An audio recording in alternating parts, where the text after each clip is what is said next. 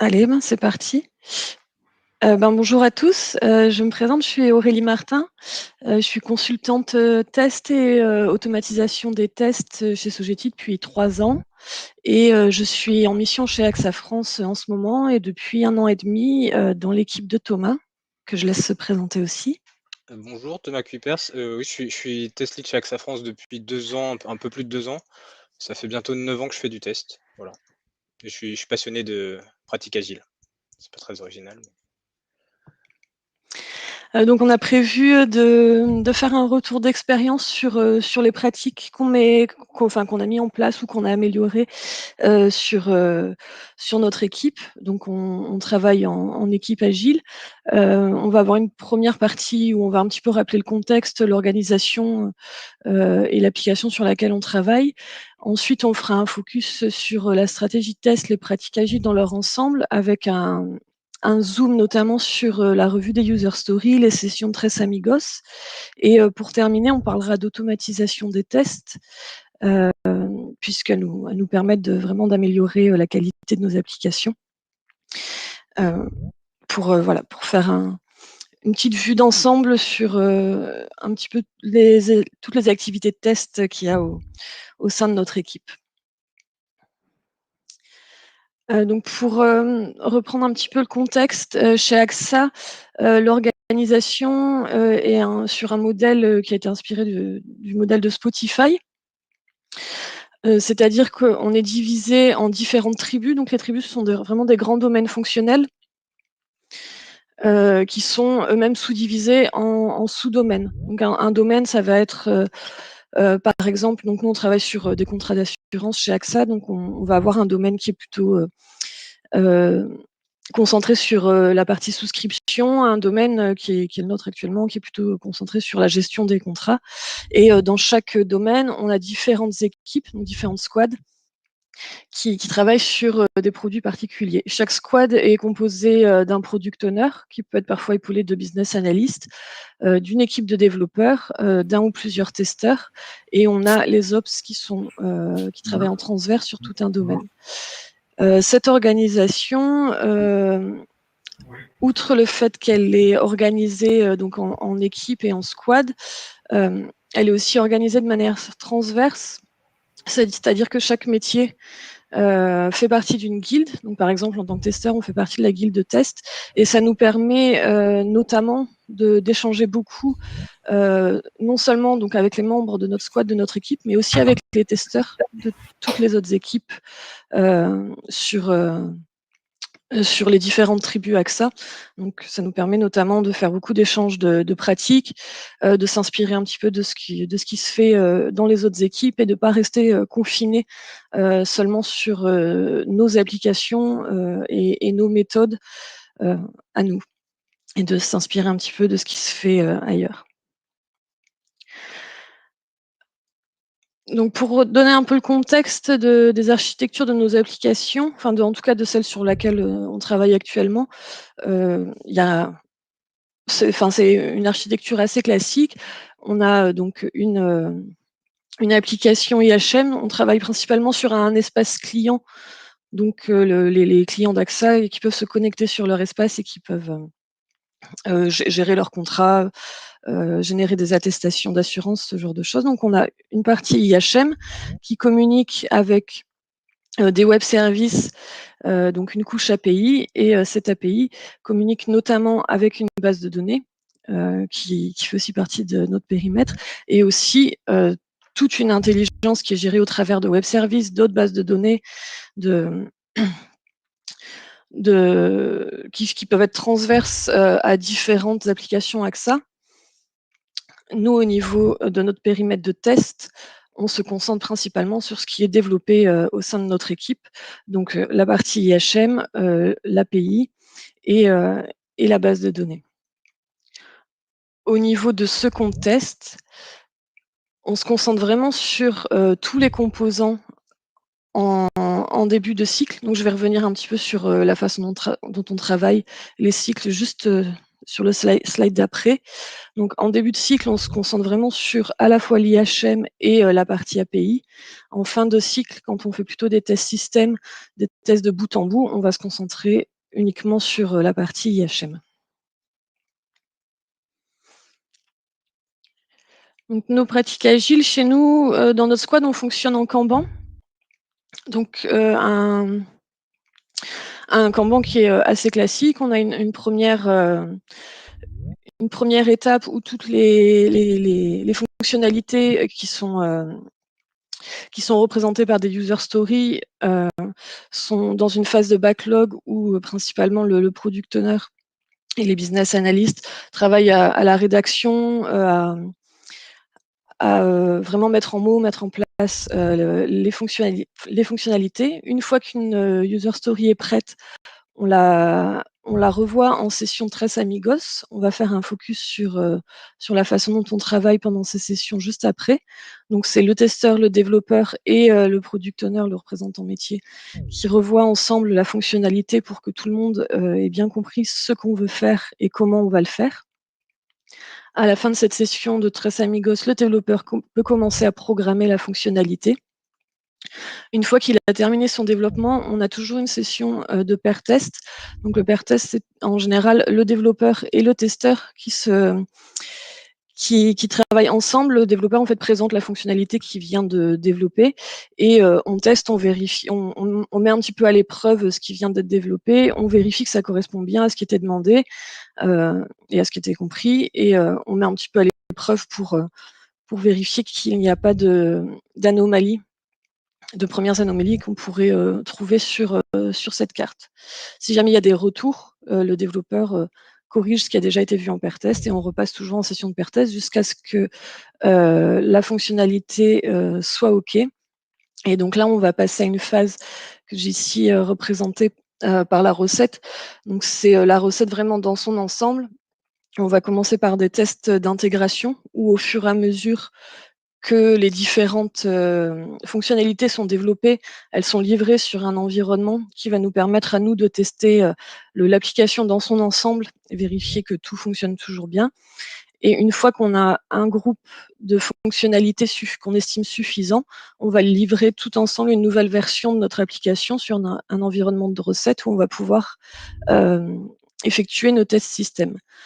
Donc on fonctionne en Kanban, on est vraiment en flux tiré, on n'a pas de time boxing, c'est-à-dire qu'on ne fonctionne pas en sprint de X jours ou X semaines en particulier. En général, nos versions font entre 3 et 4 semaines, mais c'est pas la durée en temps qui définit la fin d'une version, c'est plutôt le nombre de fonctionnalités qu'on a pu développer. Si on estime avoir une version de notre produit qui a suffisamment évolué pour le livrer, on décide de passer sur une version de recette. Au niveau des activités de test, ce qui se faisait avant sur notre équipe, ce qui se fait encore un petit peu sur d'autres équipes, et qui est encore assez classique, c'est que les testeurs sont souvent un petit peu relégués après la phase de développement. Donc, ils commencent à avoir une activité au moment des pair tests et le plus gros de leurs activités, c'est au moment de la recette.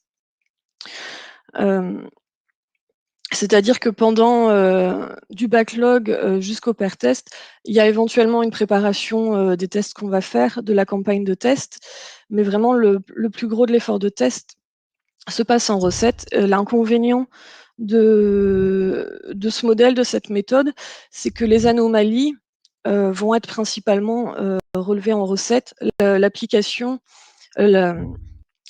va pouvoir commencer à être améliorée, à être critiquée par l'équipe de test seulement à partir de la recette. Ce qu'on a mis en place de notre côté, au fur et à mesure, c'est de faire un passage en mode shift left pour essayer en fait de rapprocher l'effort de test plus proche du début du cycle de développement d'une fonctionnalité. Donc nous, en tant que testeurs et en fait, au fur et à mesure, tout l'ensemble de l'équipe va avoir beaucoup plus d'activités de tests avant et pendant le développement. Et au fur et à mesure qu'on avance dans le cycle de développement, l'effort de test est moindre.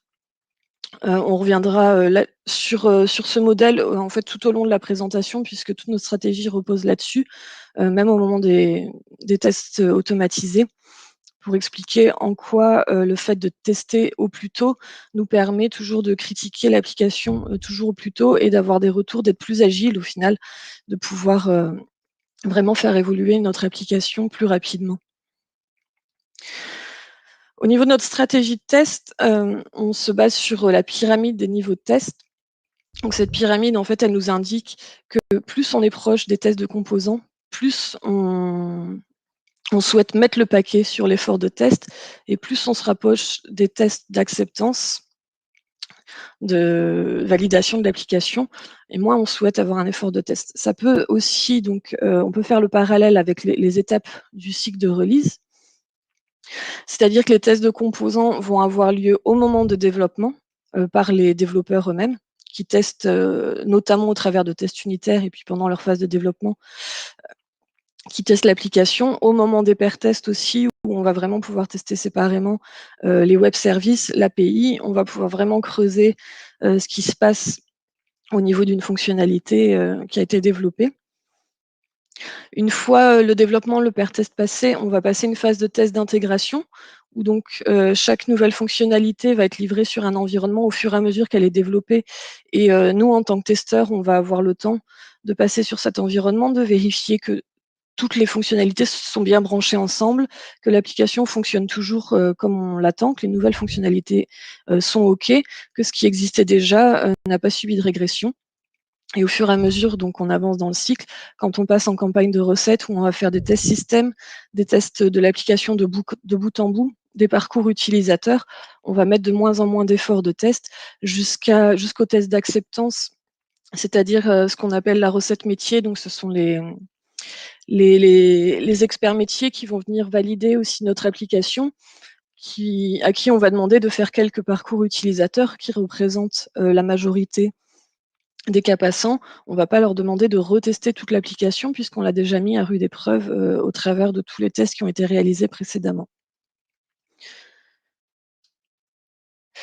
Notre stratégie de test, elle est élaborée, donc avant la première itération ou pendant la première itération. On commence à prendre connaissance de l'application, qu'on veut mettre en place, que l'équipe veut développer. On élabore la stratégie de test, on l'enrichit, au fur et à mesure des semaines et des mois. C'est pas parce qu'on l'a élaborée, en début, sur la première itération qu'elle peut pas évoluer, à la deuxième, à la troisième, et cetera.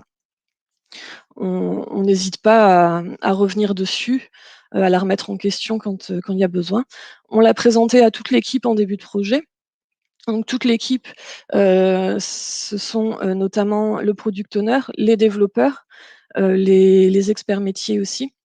Ça nous permet d'avoir des retours critiques, hem, que tout le monde puisse, savoir nous comment on va, aborder les choses, que toute l'équipe puisse prendre part à cette stratégie et donc de remettre en question, si certains, pensent qu'on a peut-être, mal évalué certains risques. Ça nous permet aussi, voilà, de remettre en question et de revoir un petit peu la stratégie en fonction du retour des autres membres de l'équipe. On fonctionne en équipe intégrée, donc comme je le montrais, sur le 1er schéma avec l'organisation, le product owner, les développeurs, les testeurs, font partie d'une même équipe.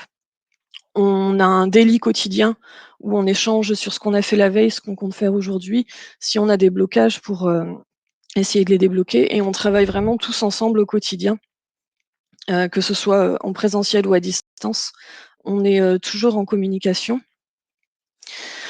et au niveau, du test, nous, on donne une grande importance aux tests exploratoires.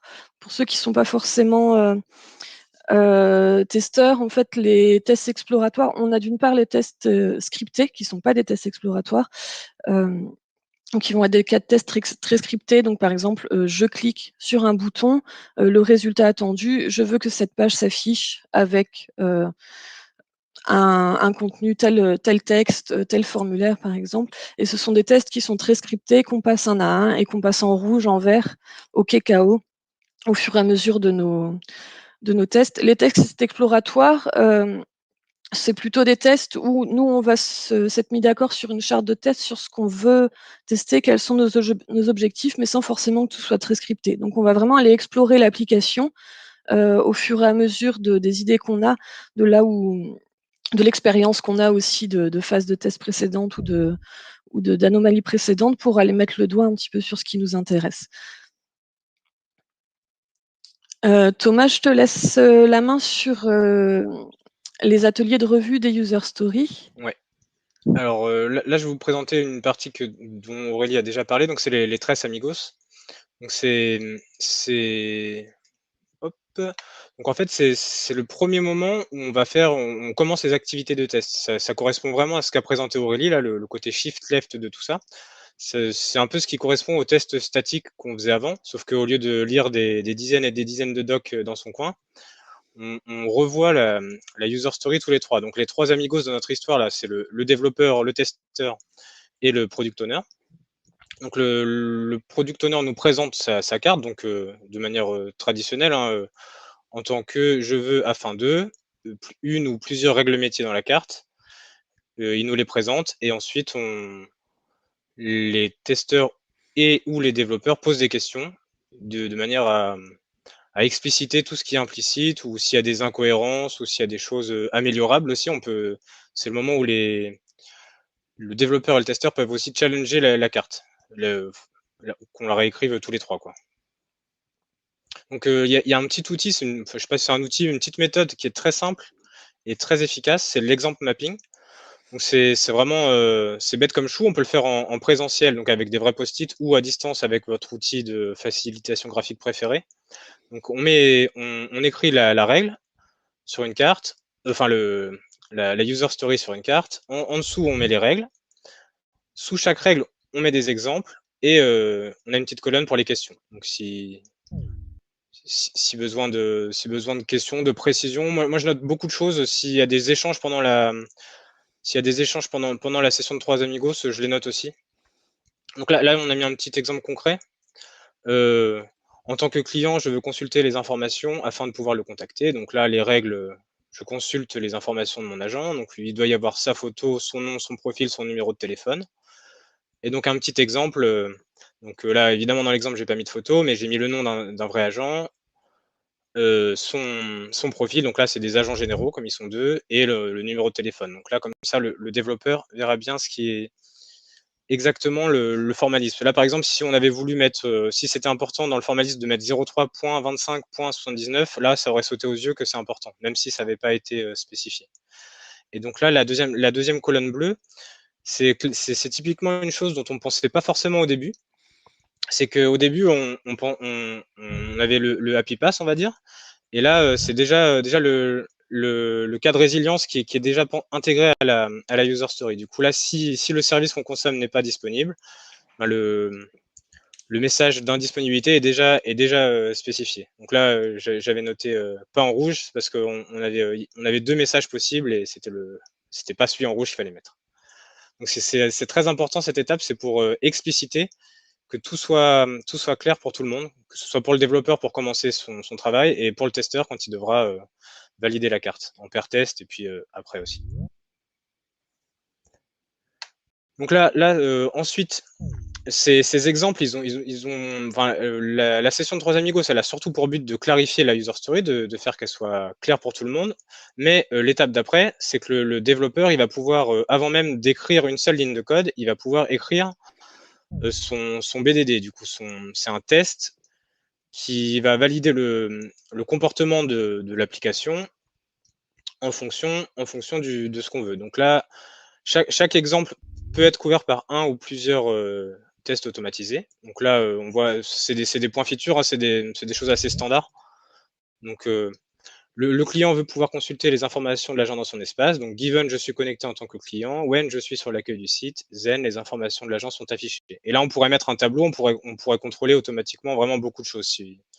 Une fois qu'on a mis en place ça, on peut multiplier les exemples très rapidement.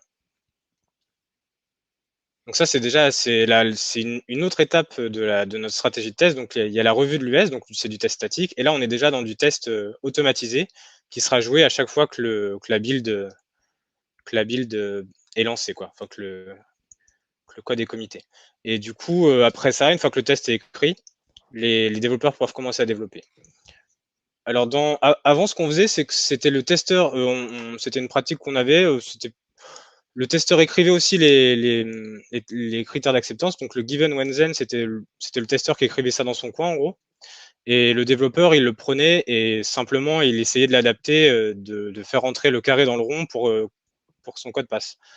Et désormais, on a un peu évolué là-dessus. Donc maintenant, c'est les développeurs qui écrivent ça, parce qu'au final, c'est du code de production. Donc c'est beaucoup plus pertinent que ce soit le développeur qui l'écrive, et aussi pour favoriser le reuse. Après, ce qu'on fait souvent, quand les développeurs viennent de rejoindre l'équipe, on fait ça en paire, ou alors on les relie très rapidement pour vérifier que ça a bien un côté, que le côté test est présent également, que ce soit pas juste du développement, quoi. Oui, du coup, les développeurs travaillent vraiment en BDD, c'est-à-dire du développement piloté par le comportement, Behavior Driven Development. Donc, c'est-à-dire qu'ils rédigent à partir donc de la user story et donc de la session de Tres Amigos et l'example mapping. À partir des exemples qu'on a eus, ils vont rédiger leur cas de test d'abord avant de coder la fonctionnalité. Donc pour résumer un peu les activités de test qui ont lieu tout au long de l'itération, dans notre équipe désormais, on a donc des activités de test ou en tout cas de mise à l'épreuve des fonctionnalités pendant la période de backlog, où c'est plutôt le PO qui va organiser parfois des points d'échange avec les développeurs ou les testeurs pour commencer à réfléchir aux fonctionnalités qu'on veut développer et comment le faire. Donc ça reste mine de rien une activité en tout cas qui permet déjà en amont des sessions de Trois Amigos de critiquer ce qu'on propose. Pendant la session de Tres Amigos, c'est ce que vient de présenter Thomas, on a les testeurs, les développeurs qui sont très actifs pour poser toutes les questions et être sûr que tout le monde a le même niveau de compréhension de la fonctionnalité qui va être développée et qu'on part dans la bonne direction, que ce soit fonctionnel ou technique. Pendant le développement, le développeur donc, commence par rédiger des tests avant de faire son code. Et ensuite, ce qui est plus habituel, une fois la période de développement finie, on a les sessions de pair test où là, comme son nom l'indique, il y a des activités de test et ensuite toutes les campagnes de recettes. Je n'ai pas mis de flèche sur la prod puisque aujourd'hui, on teste très peu en prod, ce qui parfois nous contrarie, mais ça ne va pas être le sujet de cette présentation. Mais aujourd'hui, on teste encore très peu au niveau de la prod. Je passe donc maintenant à notre stratégie d'automatisation des tests. Donc pour rappeler les enjeux de l'automatisation, enfin les rappeler ou les définir, l'automatisation des tests a une importance pour accélérer le time to market. Avec des tests automatisés, on identifie les anomalies au plus tôt.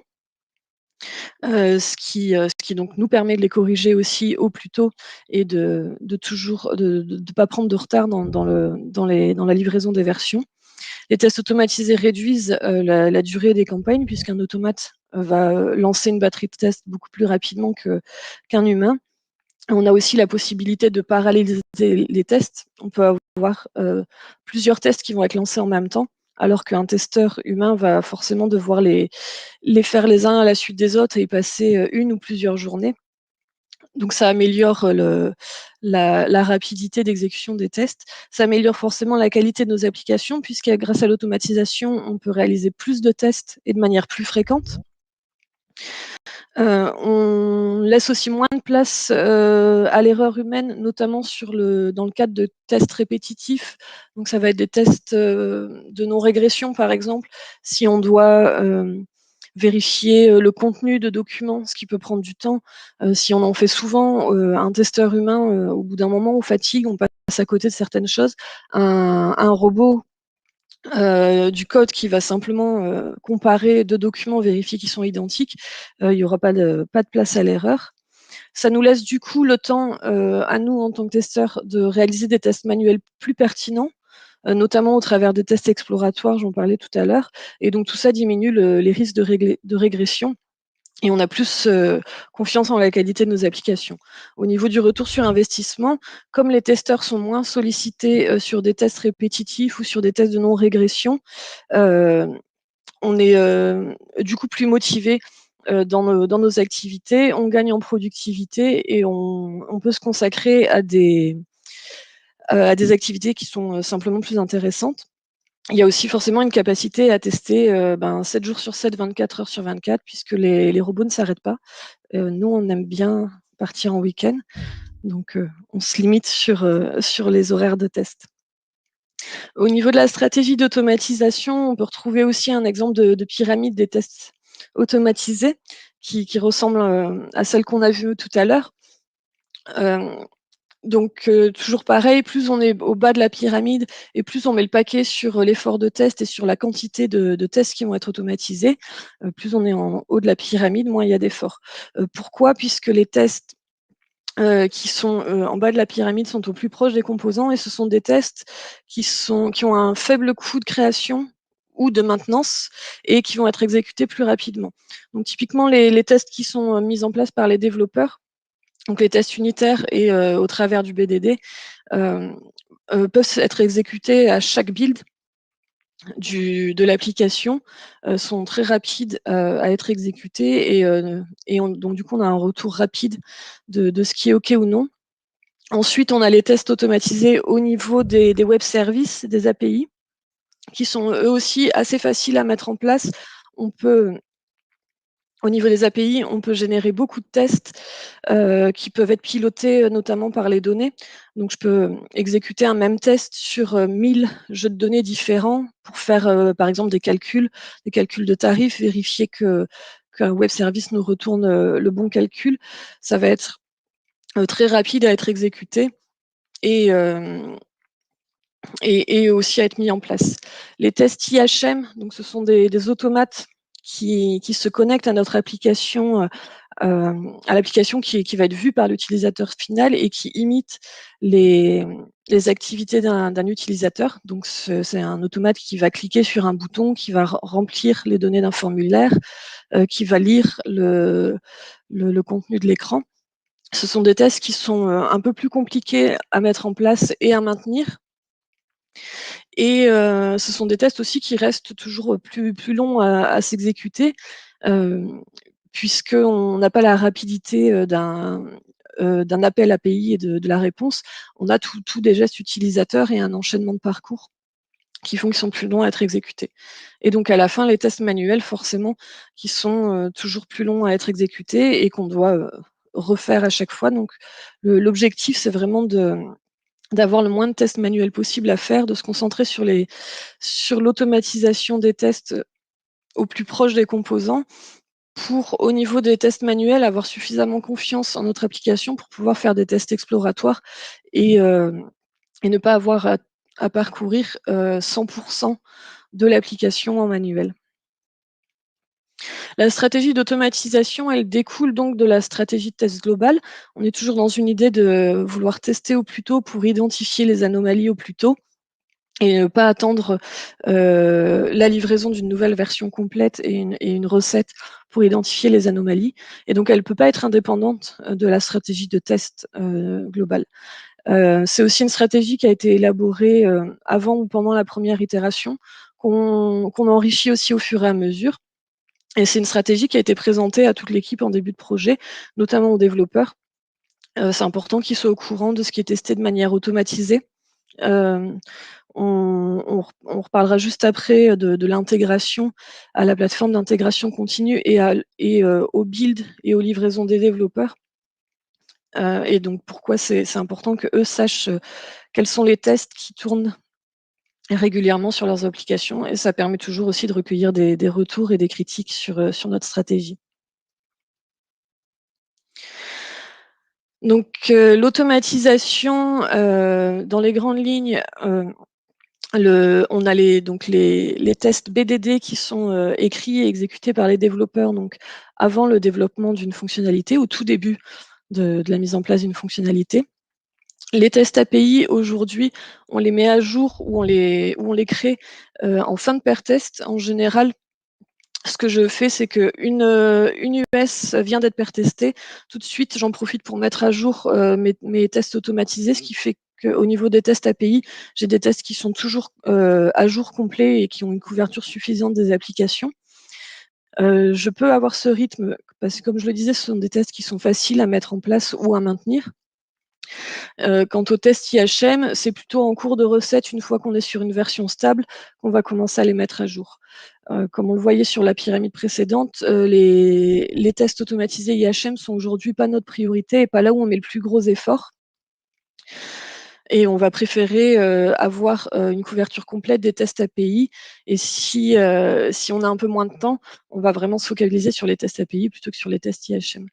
L'objectif, vraiment dans l'idéal, ce serait que la mise à jour de ces tests automatisés se fasse plus tôt, puisse se faire même avant que la fonctionnalité ait terminé d'être développée. Aujourd'hui, on n'en est pas encore là.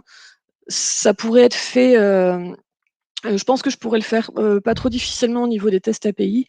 Au niveau des tests IHM aujourd'hui, comme c'est pas notre priorité, c'est pas le cas, donc on attend vraiment que les fonctionnalités soient complètement livrées, enfin qu'une version complète, soit complètement livrée avant de mettre à jour nos tests IHM. Pour ce qui est de l'intégration continue, donc on est sur un schéma assez connu pour le fonctionnement du code qui est programmé par les développeurs. On a un développeur qui va développer sa fonctionnalité, qui va la soumettre pour pouvoir l'envoyer sur le repository qui est accessible à l'ensemble de l'équipe via un système de pull request. Les pull requests, ça permet, avant que le code soit mergé à l'application finale, ça va permettre aux autres développeurs notamment de pouvoir relire le code qui est proposé, de pouvoir critiquer, donner des conseils sur ce qui a été sur ce qui est proposé par le développeur. Les pull requests, c'est vraiment un outil d'entraide qui permet en fait à chacun d'apporter son expérience, ses connaissances pour que chaque développeur puisse améliorer ses pratiques de code. Une fois que la pull request est validée par un nombre de pairs suffisant, le code peut être envoyé sur la plateforme d'intégration continue. Donc à ce moment-là, on a une build du code qui est lancée. C'est lors de la build que les tests unitaires et ou les BDD qui ont été mis en place par le développeur s'exécutent. S'il y a des cas qui sont KO, s'il y a une régression, le code, on s'arrête là, le code ne peut pas être buildé, c'est au développeur qui doit corriger d'abord son code avant de faire la livraison. Si tout est OK au niveau de la build, la nouvelle fonctionnalité est déployée sur un environnement d'intégration. Donc c'est un environnement, comme je le disais, qui va nous permettre à nous, testeurs, manuellement, de venir explorer l'application vraiment au fur et à mesure qu'elle grandit et pouvoir la manipuler en fil rouge tout au long d'un cycle de release sans attendre qu'une version soit complète pour pouvoir repérer de premières anomalies. Les tests automatisés là-dedans, ils s'intègrent finalement assez facilement. Aujourd'hui, on a les testeurs qui peuvent aussi aller relire le code des développeurs, donc chacun avec son niveau de compréhension. Moi qui suis automaticienne, j'ai un peu plus de facilité à comprendre la partie pure code, programmation des développeurs. D'autres testeurs qui sont pas automaticiens, qui n'ont pas ce background, peuvent quand même relire les pull requests, notamment grâce à l'écriture des BDD sous le format Gherkin, ce que montrait Thomas pendant la session d'example mapping, qui sont donc des tests qui sont vraiment écrits en français et très lisibles. Et c'est très apprécié des développeurs puisqu'ils ont dès le début un retour sur les tests qu'ils ont mis en place et parfois on peut voir qu'ils sont passés à côté d'un cas ou au travers des BDD, on peut tout de suite aussi repérer s'il y a eu quelque chose qui a été compris différemment par le testeur et le développeur et on l'avait pas remarqué avant. Donc c'est assez apprécié. Une fois que le code des développeurs est déployé sur l'environnement d'intégration, automatiquement, on a notre batterie de tests automatisée, notamment test API et test IHM, qui se lance. Et du coup, on a un rapport qui va être notifié aux testeurs, mais aussi aux développeurs, pour avoir un état des lieux et pouvoir opérer dès le déploiement si on a des régressions qui ont été identifiées ou pas. C'est-à-dire que nos tests automatisés aujourd'hui, ils sont lancés sur, sur notre environnement d'intégration, ils sont lancés, quotidiennement pour avoir un état des lieux tous les matins de nos environnements et comme ça on est au courant, dès le matin en arrivant si, il y a un problème d'ordre global qui fait que notre application n'est pas disponible par exemple et aussi, plusieurs fois par jour, à chaque fois qu'un développeur pousse une nouvelle fonctionnalité sur l'environnement d'intégration, les tests automatisés sont lancés, ce qui peut nous permettre de repérer, au plus tôt s'il y a eu des régressions. Je vais accélérer un petit peu et passer, un peu plus vite que prévu sur, la partie reporting, mais les tests automatisés, hem, nous permettent, via des outils, donc soit un dashboard Jira, on a aussi des notifications par email et puis des outils, de reporting qui sont intégrés aux outils de tests automatisés qu'on utilise, d'avoir vraiment un retour détaillé sur les tests qui sont passés, ceux qui ne sont pas passés et pourquoi ils ne le sont pas. Je mets vraiment de l'importance à ce que les rapports de tests soient lisibles par tout le monde et pas seulement par l'automaticien, puisque pour moi, c'est important que tout le monde ait accès à ces informations et le résultat d'un test, hem, soit, soit analysable, très rapidement et donc pour conclure, comme ça, on pourra avoir un peu le temps pour des échanges de questions-réponses, j'espère. Donc ce qu'on faisait, avant sur notre équipe, on avait un petit peu chacun qui travaillait, chacun dans son coin. Le PIO, et travaillait surtout sur la rédaction des user stories et jusqu'aux 3 amigos où il nous présentait, la fonctionnalité.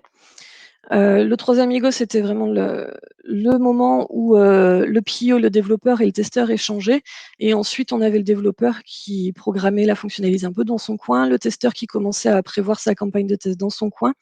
On avait une session de pair test et ensuite, une fois que toute une version était prête, on envoyait en recette. Ce qui fait que finalement les anomalies avaient tendance à être repérées, pendant la phase de recette et relativement peu assez tôt et il y avait plus d'anomalies aussi qui étaient générées puisque, dû à ce manque en fait de communication entre les 3 parties. Aujourd'hui, on est plus sur un modèle où on échange vraiment beaucoup tout au long du processus de développement. Pendant la phase de rédaction des user stories, par le PIO, il y a, parfois des ateliers de maturation technique où, on échange avec les développeurs, parfois les testeurs, sur ce qu'on veut faire, comment on va le faire techniquement pour pouvoir déjà anticiper sur, savoir si les solutions qui sont proposées sont les bonnes. On a toujours notre, étape de 3 amigos, mais grâce aux outils qu'on a mis en place, dont l'example mapping, le développeur, va, écrire ses BDD dès le départ et tout au long de la phase de développement, il y a des échanges entre le PIO, le développeur, le testeur. Il y a aussi des démos auprès du métier, ce qui nous permet d'avoir des retours avant même que la fonctionnalité ait vraiment terminé d'être développée et donc déjà de corriger des bugs en amont des livraisons.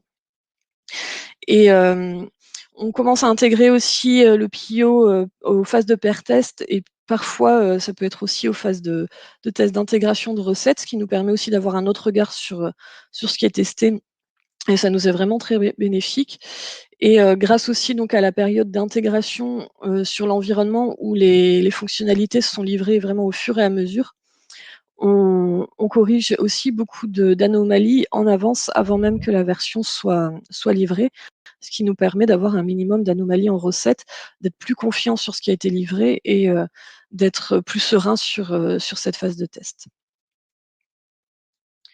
Je te laisse la main sur ce dernier slide, Thomas.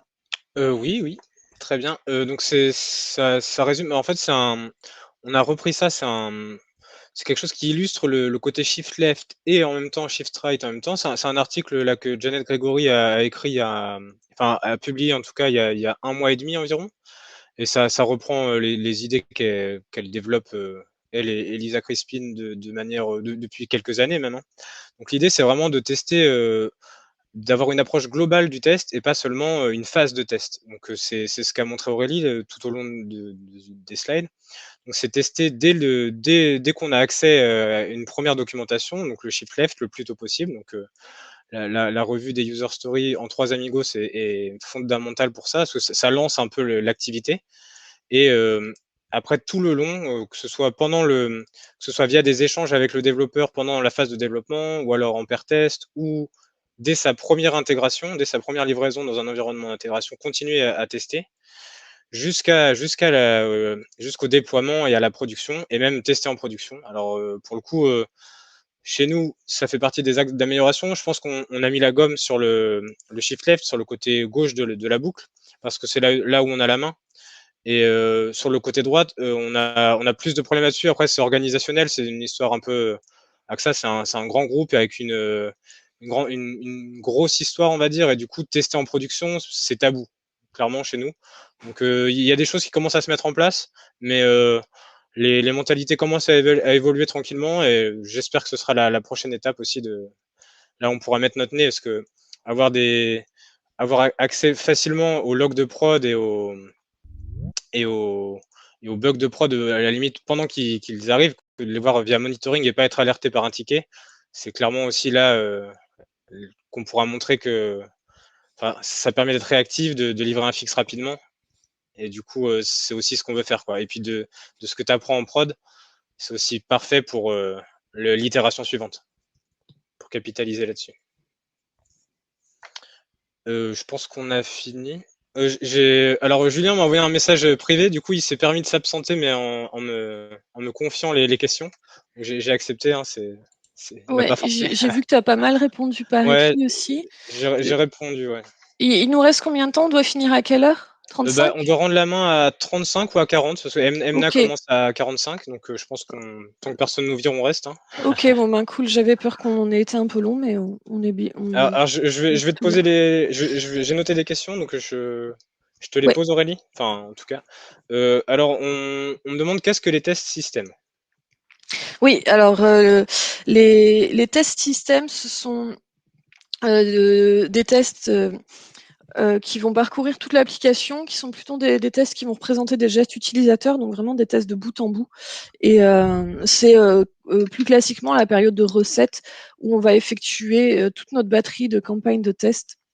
L'objectif, c'est de vérifier que ce qui a été développé est conforme à ce qui a été demandé, euh, et donc de valider que l'application est bien conforme à ce qu'on veut avoir.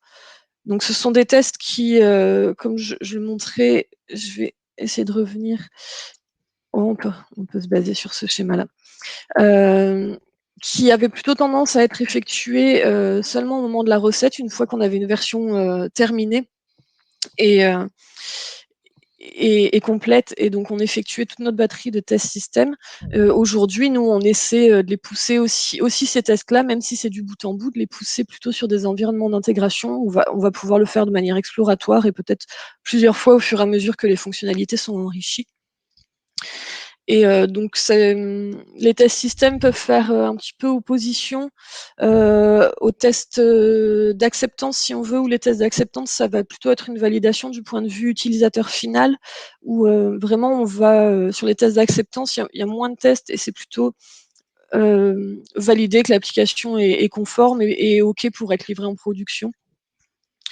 Donc on va plutôt faire vraiment des cas d'usage qui vont représenter 80% de la façon dont l'application peut être utilisée. J'espère que je réponds assez clairement. Oui, c'est très clair. On a une question sur les outils. Alors, il y a un slide dans les annexes qui en parle. Donc, je sais pas si tu veux montrer le slide, Aurélie, s'il te plaît. À quel sujet? Les outils qu'on Ah utilise oui, pour automatiser. Alors, il y a un oui, slide qui est bien fait, mais il est cool. juste après. De toute façon, le Alors, doc, on vous le donnera, hein. hop, donc les outils d'automatisation, au niveau des tests automatisés IHM, chez AXA, on utilise UFT Developer. Donc c'est du développement qui va être fait en C# ou en Java. Moi, j'aime beaucoup le rapport de test qui est vraiment très lisible et qu'on peut beaucoup customiser et qui permet donc d'avoir un rapport qui va être lisible autant par un automaticien que par des testeurs manuels. On peut l'intégrer à la plateforme d'intégration continue. Je trouve parfois quand même UFT Developer un petit peu lourd. C'est pas au niveau de la maintenance. Je connais pas beaucoup d'autres outils, que j'ai pratiqué vraiment de manière régulière. Donc je ne sais pas ce que donnent les autres outils, mais je trouve que UFT Developer demande quand même pas mal de maintenance des tests. Et au niveau des tests API, on utilise Ready API, qui est, on va dire, une version pro de SoapUI. Et puis une version un petit peu graphique aussi, ce qui permet d'être accessible à des testeurs débutants qui connaissent pas beaucoup ces outils, donc c'est facile à prendre en main. Ça nous permet de faire aussi d'enchaîner des appels web service et donc de faire des tests de bout en bout, mais au travers du web service et beaucoup de tests pilotés par les données. C'est ce que je disais tout à l'heure. Je peux avoir un test qui va tourner sur 1000, 3000 giga de données différents de manière assez facile. Et donc j'avais précisé aussi Jira avec l'extension X-Ray, puisque comme nos tests automatisés sont intégrés à la fois à la plateforme d'intégration continue et les résultats de tests sont importés de manière automatisée sur X-Ray, ce qui permet d'avoir au même endroit nos résultats de tests manuels et nos résultats de tests automatisés, donc de limiter l'utilisation d'outils de reporting. OK, merci. Alors je vais prendre la prochaine question, question de Nabil, du coup qui nous pose la question sur la différence entre la guilde test et le chapter test. Du coup Aurélie, je veux bien que tu nous remontes le slide, Ouais, j'y reviens. s'il te plaît, le slide Et 4. Alors du coup, c'est juste la guilde test, c'est au sens Spotify, hein, c'est tous les testeurs d'une tribu, donc d'un domaine fonctionnel. Et le chapter, c'est juste la réunion, enfin c'est une réunion régulière, on va dire toutes les 2 semaines, on va dire environ toutes les 2 semaines, où on échange sur nos pratiques. Du coup, il y a quelqu'un qui fait une présentation et on en discute, quoi. Quelqu'un qui, alors là par exemple, si on a fait un POC sur un nouvel outil, bah, je le montre à mes collègues de ma tribu, là, donc c'est une vingtaine de personnes, une vingtaine de testeurs, et puis on en discute, je leur donne les points, les avantages, les inconvénients.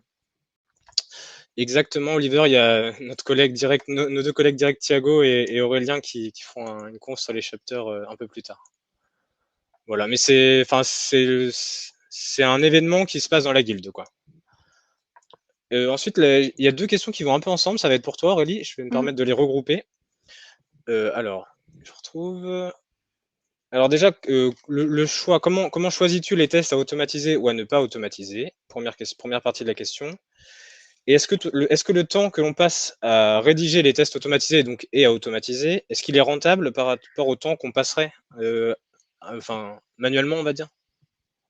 Oui. Alors, comment on définit les tests automatisés? On se base beaucoup donc sur la pyramide, c'est-à-dire qu'on fait toujours, enfin, si jamais on commence à avoir plus de tests IHM que de tests API, ça veut dire en général, c'est mauvais signe et donc faut qu'on se remette en question. Au niveau des tests IHM, qui sont des parcours de bout en bout, heu nous, on va définir et proposer une série de parcours de bout en bout. Ce qu'on essaie de faire, c'est que les tests automatisés IHM couvrent 80 des gestes utilisateurs. En général, sur une application, même s'il y a beaucoup de fonctionnalités, les utilisateurs ont souvent le même parcours et font vraiment le cas passant, le cas nominal. Donc on va essayer de se limiter à ça.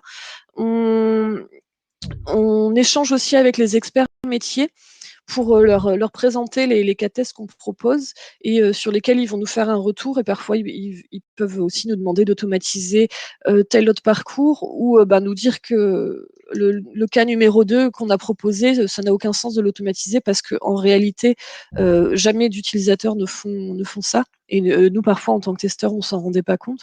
Ça vient aussi avec l'expérience, avec la connaissance de l'application, mais ça vient beaucoup avec les échanges avec la partie métier. Sur les tests API, j'essaie d'avoir une couverture qui sera jamais à 100 mais vraiment d'avoir une couverture maximum où, vraiment sur les tests API, c'est là où je peux automatiser le cas passant, mais aussi le cas non passant, donc voir quel est le comportement de l'API, en cas d'erreur, si je ne renseigne pas un champ obligatoire, tout ce genre de tests. Ensuite, d'une manière générale, sur le temps passé à automatiser les tests, déjà un test qui s'avère complexe à automatiser, je vais prendre du recul, je vais me demander est-ce que ça vaut vraiment la peine de l'automatiser ou est-ce que le gain de temps sera limité? Donc ça, c'est aussi des choses qui vont être avec l'expérience. Parfois, je peux aussi échanger avec les développeurs, avec les développeurs ou avec le métier aussi pour connaître quel est le risque de régression et quel est l'impact des régressions sur ces fonctionnalités pour me décider à savoir si c'est vraiment important de l'automatiser ou si je laisse ça plus tard parce qu'en ce moment, ça vaut pas le coup d'apporter autant de temps. Pour savoir si le temps passé sur l'automatisation des tests est rentable ou non. Nous aujourd'hui, on n'a pas beaucoup de faits de rapports vraiment chiffrés là-dessus. Par contre, on peut voir notamment avec l'intégration à l'intégration, l'ajout à la plateforme d'intégration continue, le schéma que je montrais tout à l'heure, je vais essayer d'y revenir. Mais comme on a des tests qui sont lancés, des tests automatisés qui sont vraiment lancés automatiquement après chaque livraison, ça a déjà fait ses preuves, c'est-à-dire que moi, je reçois par email le résultat des tests, donc plusieurs fois par jour. Et dès qu'il y a un KO, je suis notifiée. Je le vois et je peux tout de suite aller à la source, voir ce qui a déclenché le lancement de ce test et donc potentiellement ce qui est à l'origine du chaos. Et si c'est du code qui vient d'être livré par un développeur, je vais vraiment pas me gêner pour aller voir le développeur et dire attention, je vois qu'il y a un nouveau chaos sur un cas. C'est peut-être toi qui l'as généré, est-ce que tu peux regarder? Et comme le développeur vient de terminer en fait de développer cette partie-là, il a encore l'esprit dedans et il va beaucoup plus apprécier de pouvoir faire sa correction tout de suite, si jamais il s'avère que c'était sur ce qu'il vient de développer ou sur ce qui est nouveau que la régression est apparue, plutôt que de s'en rendre compte 3 semaines plus tard quand on est en période de recette, où lui, il a déjà développé plusieurs autres fonctionnalités entre-temps, il a plus forcément la tête dedans, ou la main peut être passée à quelqu'un d'autre parce qu'il y a eu des congés, etc. Donc on voit vraiment, c'est surtout via l'intégration à la PIC qu'on voit le gain, ce que nous apportent les tests automatisés. Ok, merci Aurélie. Je pense qu'on a fait le tour. Moi, je voulais juste remettre une chose dont on n'a pas parlé en relation, mais c'est la manière dont tu automatises les tests aussi. Oui. C'est pas qu'un geste technique, c'est pas que du code et de l'automatisation, c'est aussi dans l'automatisation des tests et dans l'écriture d'automatisation, il y a tout un travail de test exploratoire. C'est aussi ce dont tu as parlé. C'est pas juste on écrit du code pour vérifier, c'est aussi le fait d'automatiser des choses, ça nous permet de nous faire gagner du temps pour faire des tests exploratoires comme on l'entend habituellement, mais ça nous permet aussi d'apprendre des choses sur l'application, d'aller un peu l'inspecter techniquement. Ça nous permet aussi de nous poser des questions fonctionnelles et c'est aussi quelque chose qui va ensemble. C'est pas juste deux activités qui sont silotées l'une à côté de l'autre. C'est vraiment le test automatisé, le travail d'automatisation des tests enrichit notre test exploratoire qui lui-même est libéré par les tests automatisés. C'est vraiment c'est vraiment l'approche holistique du truc, quoi. Je vous renvoie des articles de Maret, Pia Harvey qui parlent de ça à la perfection. C'est vraiment ce qu'on veut faire, quoi. Oui, effectivement, je couple moi très souvent mes activités de test exploratoire avec mes activités de préparation de l'automatisation. Déjà par optimisation du temps dans la semaine et puis c'est souvent l'occasion d'aller creuser aussi une idée, quelque chose qu'on n'a pas forcément eu pensé à tester en pair test. C'est vraiment l'occasion de creuser un peu plus et de faire des retours au plus tôt. Holistique, ça veut dire qu'on apprend au fur et à mesure et qu'on expérimente, on apprend et donc du coup on améliore un peu nos pratiques. C'est ça, Thomas? Non, c'est plutôt, ça veut dire que c'est une Pardon. approche intégrale et globale, quoi. C'est vraiment, on teste tout le processus. On teste pas juste l'application dans un moment, on teste tout le temps et de manière, tu vois, je pense que on parle aussi de tester le pipeline de livraison, des choses comme ça. C'est vraiment pas juste tester l'application, faire des clics, quoi. Et je pense qu'on va bientôt couper. Je prends juste les questions de Nicolas. Nous, dans notre équipe, on n'a pas expérimenté avec du machine learning ou de l'AI. Donc Ouais, non, pas du tout. ça, on n'a jamais fait. Et pour le temps de build, c'est pas quelque chose qui est à notre main, mais j'ai pas l'impression que ça. En fait, comme c'est des tests qui sont rapides, j'ai pas l'impression que ce soit très significatif dans notre temps de build. Mais c'est pas, on n'a pas de problématique particulière là-dessus. Alors. Je vous propose on va laisser la place à Emna. Ouais. Comme ça, si vous voulez changer de salle, vous pouvez. Mais je vous conseille de rester parce que le talk de Emna, il va être cool. Et voilà. puis, ouais, enfin, je pense que je vais assister à la presse d'Emna, mais sinon, dans l'après-midi, on se balade aussi sur la carte, donc s'il y a des questions supplémentaires, vous hésitez pas. Pour le Ah, support, j'ai cru comprendre qu'on doit les envoyer, à l'équipe Neuralgie, donc ils seront probablement, mis à disposition et il me semble que les présentations sont enregistrées et seront mises, à disposition sur YouTube, sur le YouTube Neuragile. et j'ai mis le rôti, n'hésitez pas, on n'a pas mis de QR code, on n'est pas aussi, intégré que les sessions d'avant, mais cliquez sur le lien. Et puis merci à vous. Ouais, merci à tous, merci aux organisateurs aussi.